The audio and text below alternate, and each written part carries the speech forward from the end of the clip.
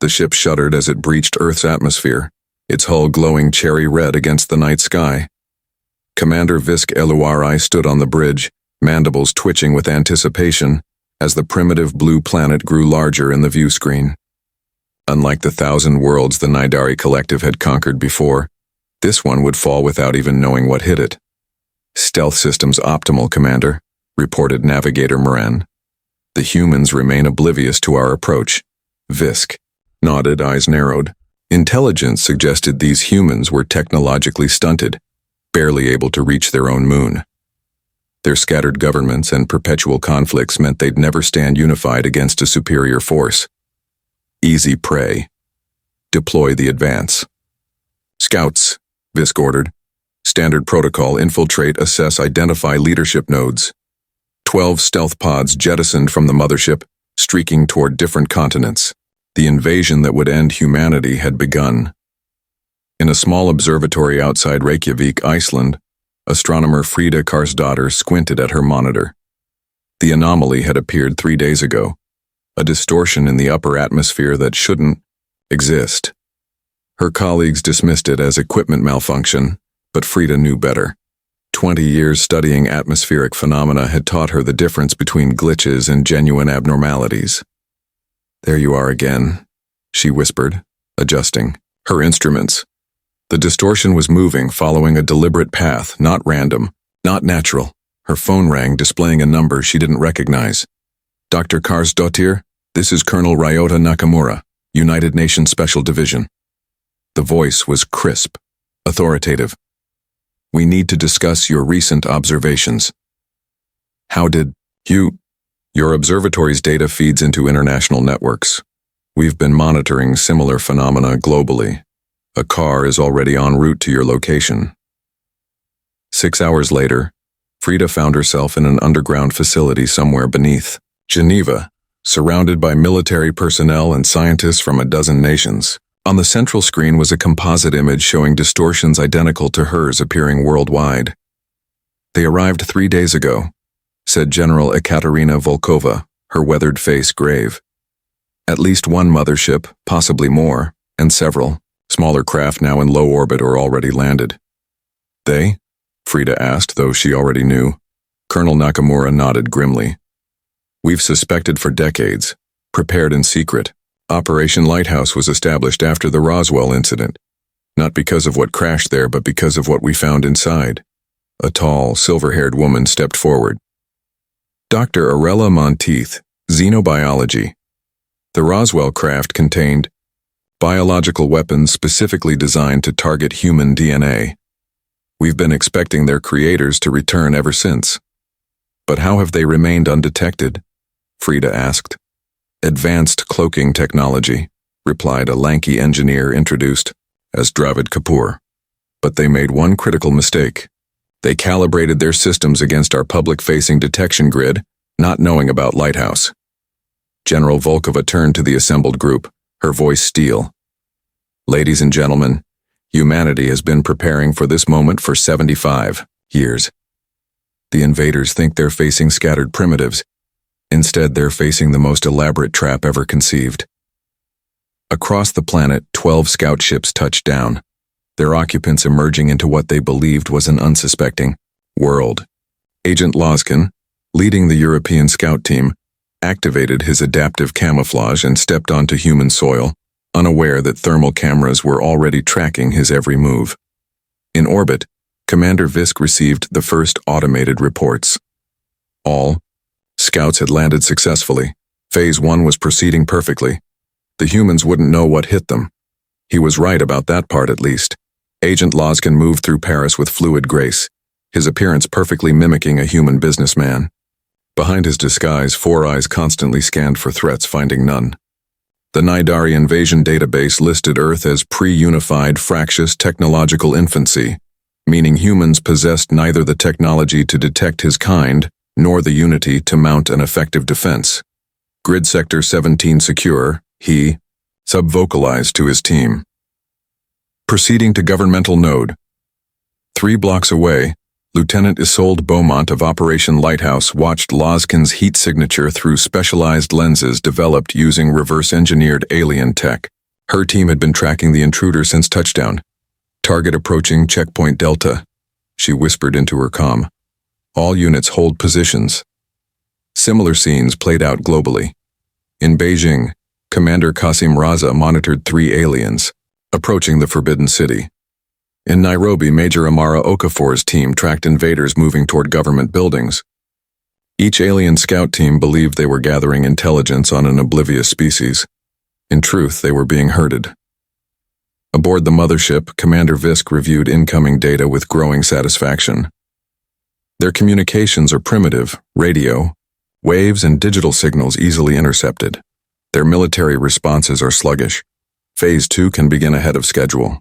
Commander, Strategic Officer Krivak cautioned. Some scout reports suggest anomalies. Agent Drixel in the region called Australia reports detecting energy signatures inconsistent with our intelligence. Visk dismissed the concern with a flick of his secondary appendage. Irrelevant. Probably undocumented industrial activity. Proceed with Phase 2 deployment. Deep beneath the Rocky Mountains, in a facility unknown even to most world governments, Fleet Admiral Zanele Nkosi accessed the live feed showing the alien mothership. Around her, representatives from Earth's 27 hidden defense nodes watched in tense silence as humanity's trap began to close. They've taken the bait, she announced. All scout teams have reached their designated containment zones. Initiate Protocol Tantalus. Dr. Monteith approached the central console. Admiral, we've confirmed the bioweapons aboard their ships match the Roswell samples. They're planning complete biological extermination after securing key infrastructure. Not happening on my watch, Admiral Nkosi replied grimly. Colonel Nakamura, status on the planetary defense grid? Shield generators at 98% capacity. The moment they begin their second phase deployment, we can activate. In Paris, Lozkin approached the Élysée Palace when his scanner detected something impossible. A subtle energy pulse that matched Nidari military frequencies. He froze, recalibrating his equipment. The pulse came again, stronger. Command, we may have a situation, he reported. Detecting advanced energy signatures. Request immediate. His transmission cut short as a containment field snapped into existence around him. Across the globe, 11 identical fields activated simultaneously, each trapping an alien scout team. On the mothership, alarms blared. Commander, all scout teams have gone silent simultaneously. Visk's mandibles clacked in agitation. Impossible. Deploy the primary assault force immediately. 200 attack craft launched from the mothership's belly, streaking toward Earth's surface. As they hit the upper atmosphere, Admiral Nkosi gave the order. Activate planetary shield. Across Earth, hidden installations hummed to life. Enormous. Energy conduits buried decades earlier channeled power to projectors disguised as everything from office buildings to mountain ranges. The culmination of 75 years of reverse-engineered alien technology materialized as a shimmering energy barrier encircling the planet. The first wave of attack craft slammed into the shield at full speed, disintegrating instantly. The rest scattered, desperately seeking weakness in humanity's impossible defense. Commander Visk stared at the view screen in disbelief. How? This is impossible, sir, his navigator reported, voice trembling. We're detecting hundreds of energy signatures rising from the planet's surface. They appear to be warships. The deception was complete. Across Earth's oceans, massive sections of what appeared to be ordinary seafloor split open. From the Pacific, Atlantic, and Indian Oceans rose humanity's secret fleet. Sleek vessels, of impossible design, each bearing the United Earth Defense Force insignia. Commander Visk watched in horror as the first volley of plasma torpedoes streaked toward his fleet. Evasive maneuvers. All ships combat formation. But the Nidari were caught completely unprepared. 3 support vessels erupted in silent explosions before they could raise shields. The remaining ships scattered, desperately trying to regroup, against an enemy that shouldn't exist. In the command center beneath the Rockies, Admiral Nkosi stood before a holographic battle map. Squadrons Alpha through Delta, engage the mothership. Epsilon and Zeta, neutralize their support craft. Frida, Kar's daughter, watched in awe as the hologram displayed hundreds of Earth vessels swarming the alien fleet. I don't understand. How did we build all this without anyone knowing? Dr. Monteith smiled thinly. Not we, all of us. Every nation contributed. The public space programs were decoys, drawing attention while the real work happened in secret. The International Space Station? A distraction? The Mars missions? Cover for testing our deep space capabilities. The Cold War itself was partially manufactured, General Volkova added. While appearing divided, major powers secretly collaborated on Operation Lighthouse. Colonel Nakamura pointed to the battle unfolding in orbit. Those ships incorporate technology from the Roswell crash but improved upon. The aliens expected 20th century resistance. They're facing weapons centuries beyond their own. Aboard the lead UEDF vessel Prometheus, Fleet Commander Javier Pereira directed the assault. Targeting systems locked on mothership propulsion. Fire when ready. The ship's primary cannon discharged a blinding beam that sliced through the mothership's engines like paper. The massive alien vessel listed sideways, emergency systems flaring. On its bridge, Commander Visk fought to maintain control. How is this possible? They're using our own technology against us. Sir! His science officer cried. Their weapon signatures match ancient builder designs. These humans have somehow reverse-engineered builder tech. Visk's blood ran cold. The builders were a mythical race that had vanished eons ago, leaving only fragments of their superior technology across the galaxy. The Nidari had spent centuries collecting these fragments, never imagining that a larger cache might have fallen to Earth. In Paris, Lieutenant Beaumont approached the containment field holding Agent Lozkin. The alien had abandoned his human disguise, revealing forearms and mottled blue skin. You've made a terrible mistake, Lozkin hissed. The collective will send reinforcements. Your species will be eradicated. Beaumont smiled coolly. I don't think so. We've been jamming your long-range communications since you arrived. As far as your collective knows, Earth is still a primitive backwater planet. At the Rocky Mountain Command Center, a communications officer called out, Admiral, incoming transmission from the mothership. Commander Visk's image appeared on the main screen, his alien features contorted with rage. Who speaks for Earth, Admiral? Nkosi stepped forward. I am Fleet Admiral Zanelli Nkosi of the United Earth Defense Force. Impossible, Visk spat. Your species is divided, primitive. This is some trick. No trick, Commander. Merely the longest-running covert operation in human history. 75 years ago, you sent a scout ship. It crashed. We learned from it. About you, your weapons, your intentions. Visk's mandibles twitched. The Roswell vessel. Precisely, Admiral Nkosi confirmed. We found your bioweapons. We knew you'd return to finish what you started. Around them, the battle continued. Earthships systematically disabled the alien fleet without destroying them. A demonstration of both power and restraint. Your invasion has failed, Admiral Nkosi declared. But we're offering one chance. Surrender your forces, now, and we'll allow you to return to your collective with a message. What message? Visk demanded, his voice hollow with defeat. Admiral Nkosi's expression hardened. Earth is off limits. In a containment facility beneath the Alps, Captain Eleni Stavros studied the alien prisoner through one-way glass. Agent Lozkin sat motionless, all four arms bound by restraints engineered specifically for Nidari physiology. He hasn't spoken since capture, reported Dr. Otavio Mendez, the facility's chief xenopsychologist. Standard Nidari training. They're conditioned to resist interrogation. Conventional interrogation, Eleni corrected. Bring in the interface. Technicians wheeled in what appeared to be a helmet of intricate design, another gift from the Roswell crash, refined over decades. They placed it on a table before the alien. Eleni entered the chamber. Agent Lozkin, I'm Captain Stavros. This device will establish a neural link between us. We've found it more humane than traditional methods. The alien's eyes flashed with recognition, then fear. "The Dreamwalker," he rasped. "You can't have it. It's builder technology. Your species couldn't possibly—" "Reverse engineer it?" Eleni finished. "We did, and we've improved it. Yours could only extract information.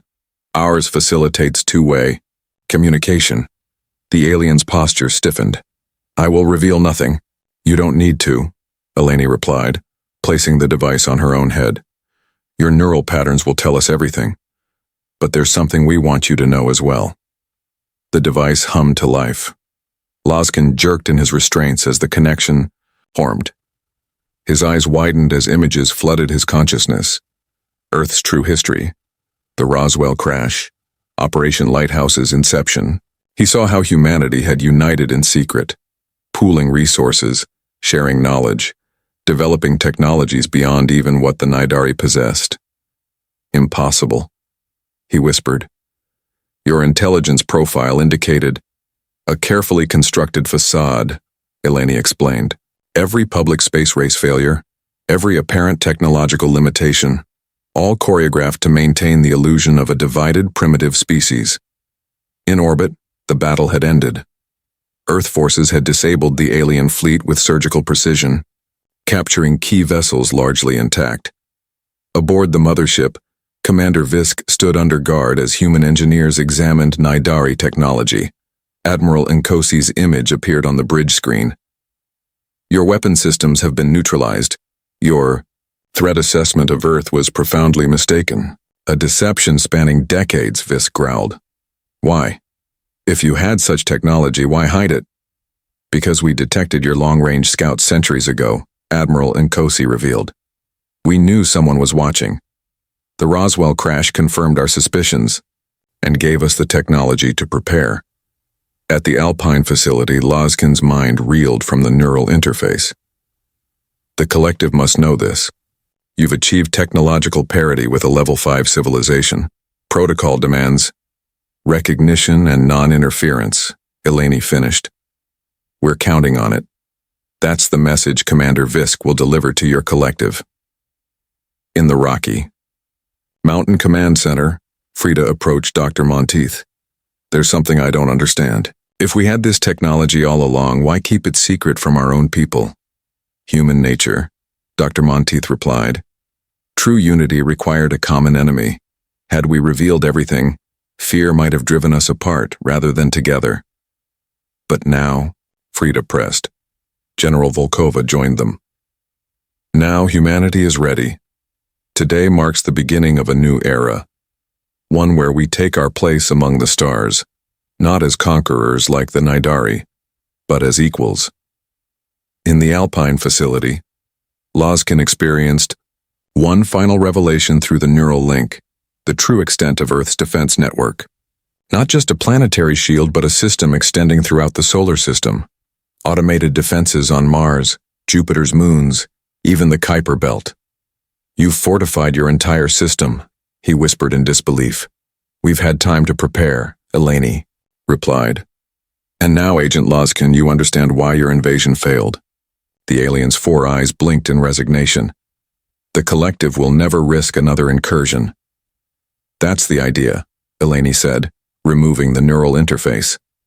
"You'll be returned to your people with Commander Visk.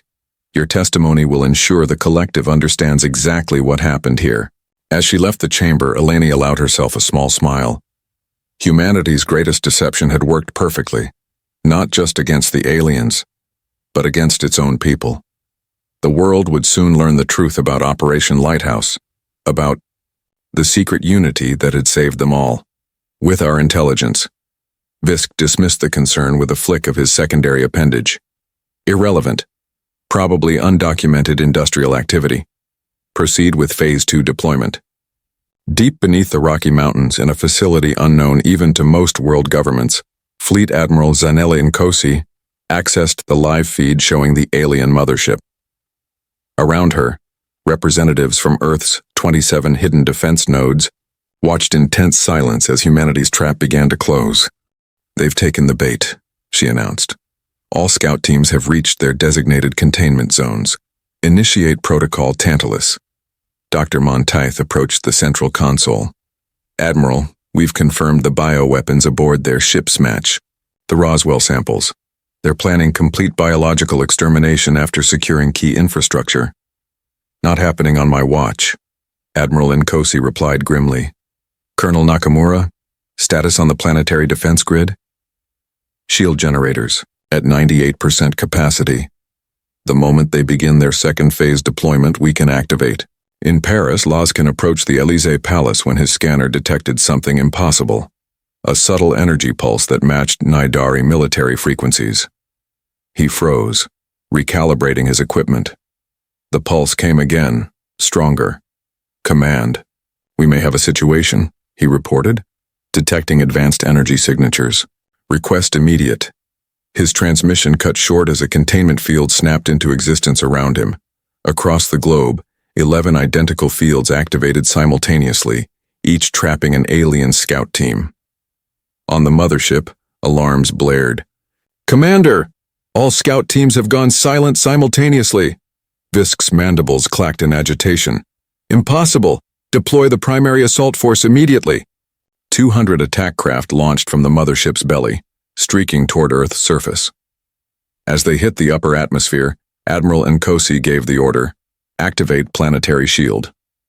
Across Earth, hidden installations hummed to life.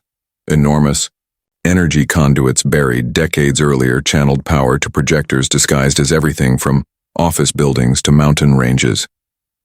The culmination of 75 years of reverse-engineered alien technology materialized as a shimmering energy barrier encircling the planet. The first wave of attack craft slammed into the shield at full speed, disintegrating instantly. The rest scattered, desperately seeking weakness in humanity's impossible defense. Commander Visk stared at the view screen in disbelief. How? This is impossible. Sir, his navigator reported, voice trembling. We're detecting hundreds of energy, signatures rising from the planet's surface. They appear to be warships.